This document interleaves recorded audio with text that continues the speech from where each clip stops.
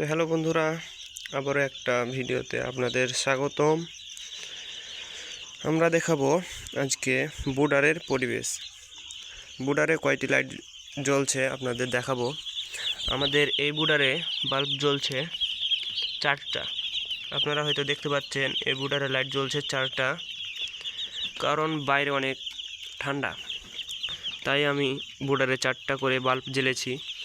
এই বুডারে 4টা বাল্ব জ্বালা আছে এবং এটা দেখবো আমরা। এই বুডারে আমরা দেখতে পাচ্ছি 3টা বাল্ব জ্বালা আছে, তো আমরা আরেকটি জ্বেলে দেব।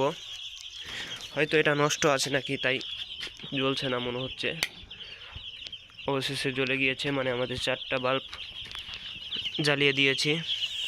আপনারা দেখতে পাচ্ছেন 4টা বাল্ব জ্বলছে এবং বাচ্চাগুলোকে মনে হচ্ছে ঠান্ডা লাগছে, যার কারণে সবাই একসাথে আছে, একসাথে চাপাচাপি বসে আছে। তো আমরা চেষ্টা করছি বাচ্চাগুলোকে যাতে ঠান্ডা না লাগে, তাই আমরা কখনো কখনো এই যে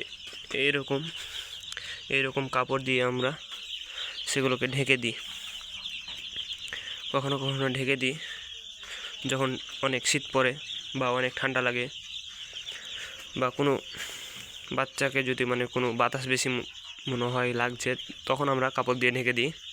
তো যেহেতু আজকে বেশি বাতাস নেই তাই আমরা আর বুডার ঢাকবো না। তো আপনাদের পরিবেশটা দেখাচ্ছি। যারা আপনারা ফার্ম করতে চান অবশ্যই এরকম বুডার তৈরি করতে হবে, এরকম প্লান সিট দিয়ে ঘিরে রাখতে হবে, তবেই বাচ্চা মানুষ করা যাবে।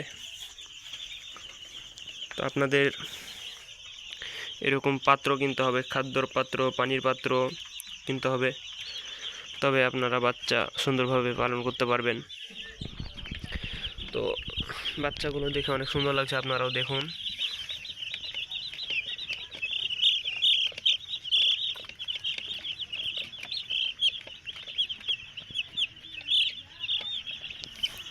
বাচ্চাগুলো অনেক সুন্দর, আমার দেখে অনেক ভালো লাগছে, যার কারণে আমি অনেকক্ষণ ধরে ঘরেই আছি, খামারেই আছি।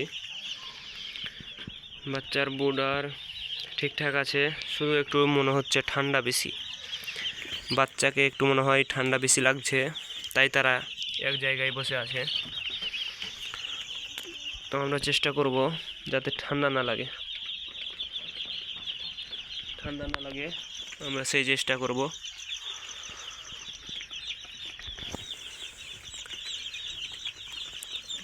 এই বুড়াটাও আমরা আপনাদের দেখাই। এই বুড়ার বাচ্চাগুলো ঠিকঠাক বসে আছে, তাদেরকে মনে হচ্ছে ঠান্ডা লাগছে নাকি, কিন্তু না, তারা ছিত্রাই আছে। আচ্ছা, এই ব্লগটা এই পর্যন্ত ছিল।